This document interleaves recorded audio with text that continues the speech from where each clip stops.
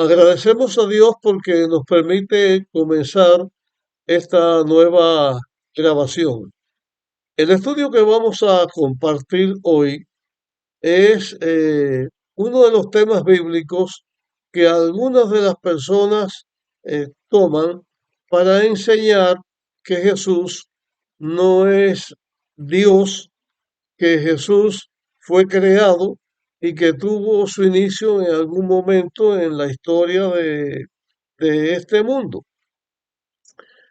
Eh, Nosotros vamos a utilizar lo que la Biblia dice con respecto a esta declaración. Pero antes de decirle la declaración y entrar de lleno en el tema, queremos decirle algo sobre la forma en que nosotros debemos estudiar la Biblia cuando lo hacemos. La Biblia tiene algunas reglas para su estudio. Voy a mencionar aquí una de esas reglas.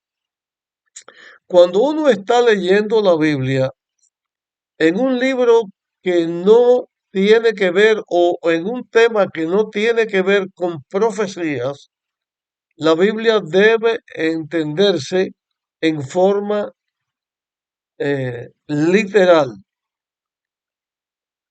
Cuando uno estudia la Biblia, todo lo que nosotros hemos estudiado en nuestros temas debe entenderse en una forma literal.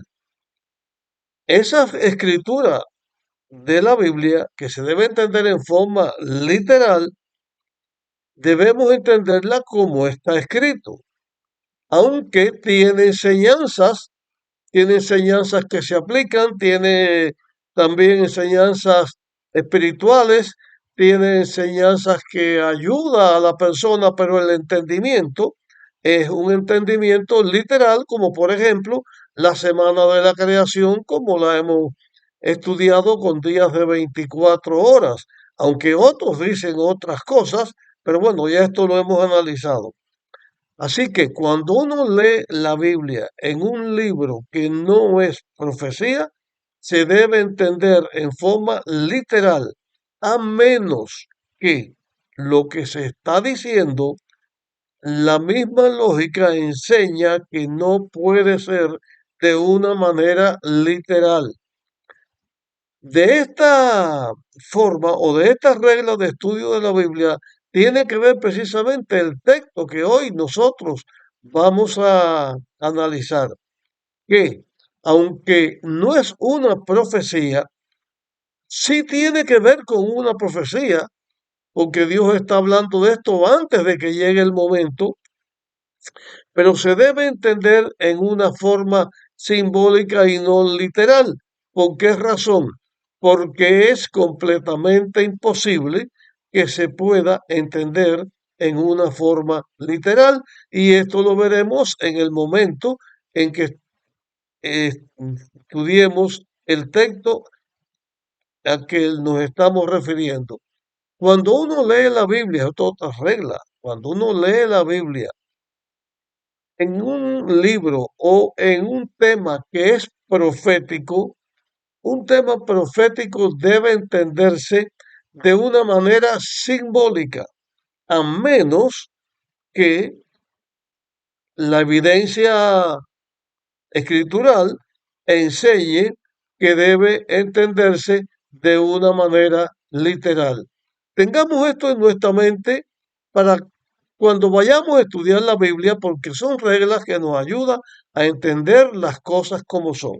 Así que después de dicho esto, vamos a leer la primera vez que la Biblia menciona estas palabras. La primera vez que la Biblia menciona estas palabras es en el Salmo 2. Salmo 2, el versículo 7. Dice, publicaré el decreto.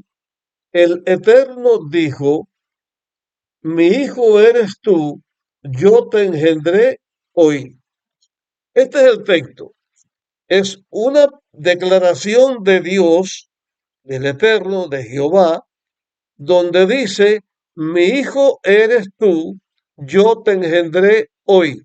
Es como que Dios está hablando con alguien y le está diciendo, tú eres mi hijo, yo te engendré hoy. ¿Por qué yo acabo de decir que este texto debe entenderse en una forma simbólica y no literal?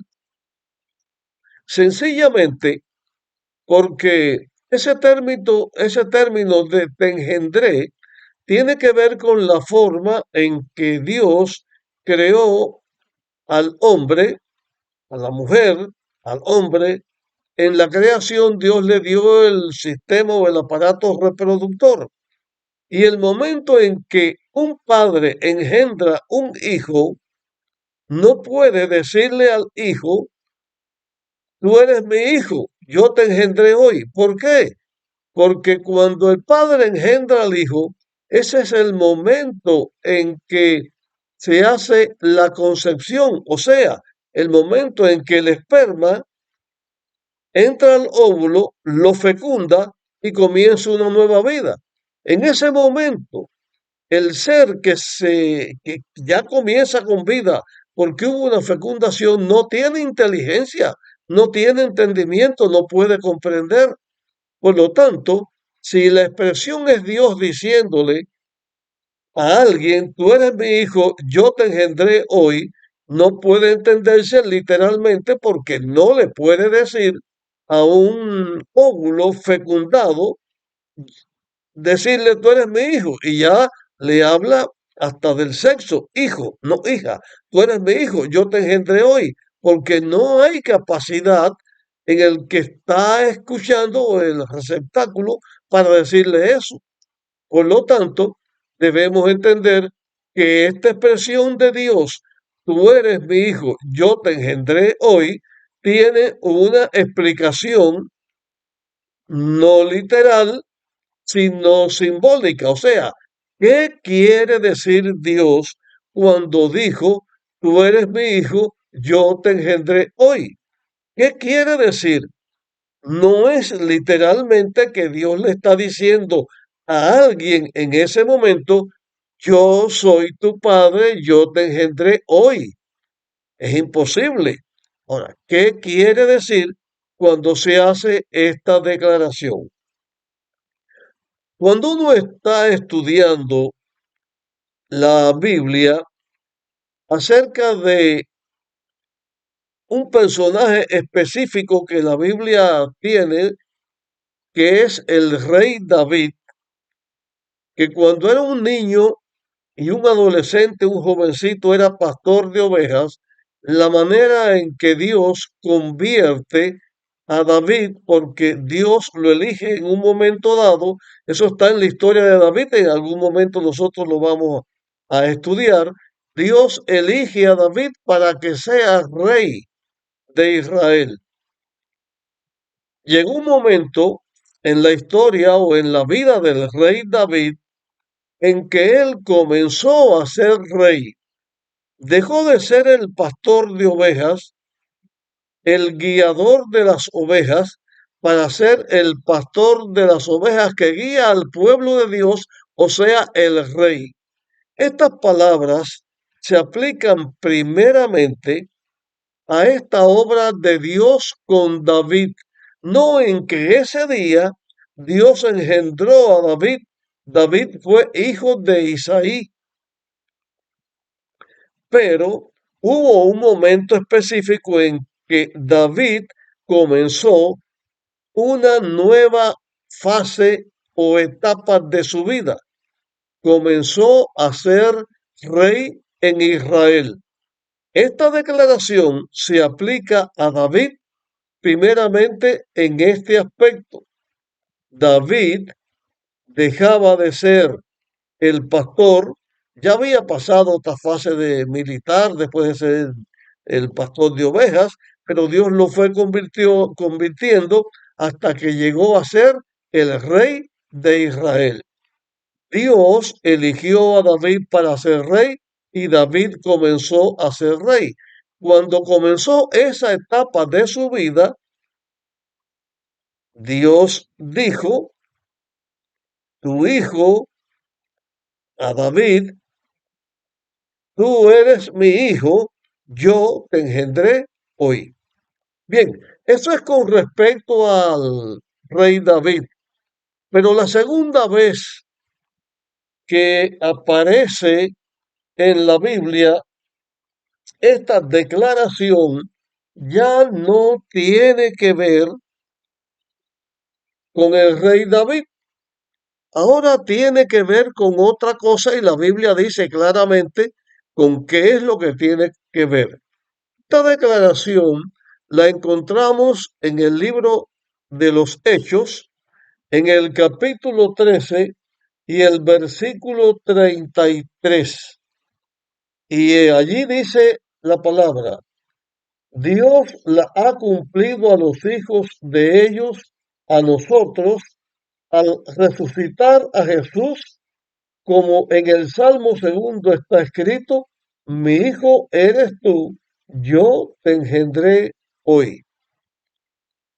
El libro de Hechos fue escrito por Lucas, el médico amado como la Biblia lo presenta. Lucas escribió el Evangelio de San Lucas y escribió el libro histórico de los Hechos, hablando de Jesús y el momento en que Jesús muere y en el momento en que Jesús es resucitado. Lucas presenta aquí que la declaración de el Salmo donde está hablando de David se aplica en este momento específico a la resurrección de Jesús.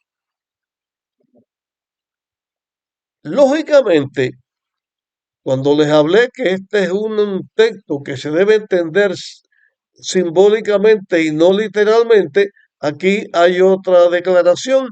No se aplica en este caso al momento en que se está concibiendo a una persona. Se aplica esta declaración al momento en que una persona está comenzando en la vida, pero no ya en una forma de concebir el óvulo, o sea, en el engendramiento de un nuevo ser, sino en la resurrección de alguien. En la Biblia se habla en distintos lugares de distintas personas que resucitaron o fueron resucitadas. El mismo Jesús, cuando estuvo en la tierra, él resucitó a algunas personas. Una de ellas, que fue a Lázaro, el hermano de Marta y María, ya hacía 4 días que Lázaro había muerto y Jesús resucitó a Lázaro. Pero Jesús vino a dar su vida de acuerdo con el plan de la redención que hemos estudiado y estamos estudiando. Jesús vino a dar su vida para salvar al ser humano. La forma en que Jesús dio su vida fue muriendo en la cruz. Cuando Jesús lo crucifican, Jesús carga con él el pecado de toda la humanidad y muere en el lugar del hombre pecador que debía dejar de existir. Jesús muere o es una muerte vicaria porque él ocupa el lugar del pecador para que el pecador pueda vivir. Así que en la muerte de Jesús está la salvación o la posibilidad de salvación del ser humano.